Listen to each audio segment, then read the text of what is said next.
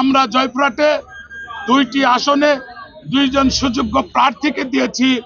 জয়পুরহাট 1-এ বিএনপির প্রার্থী মাসুদ রানা প্রধান, যিনি বিগত দিনে মানুষের অধিকার আদায়ের প্রতিটি সংগ্রামে সক্রিয় ছিলেন, প্রথম সারিতে ছিলেন। আমাদের জয়পুরহাট 2-এর প্রার্থী সাবেক ডিসি আব্দুল বারী সাহেব একজন সুযোগ্য প্রার্থী।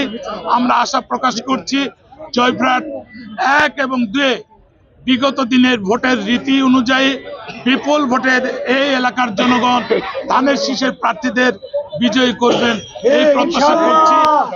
আমরা আতঙ্কগ্রস্ত যে বট বাহিনী, গুপ্ত বাহিনী বিভিন্ন ষড়যন্ত্র করছে।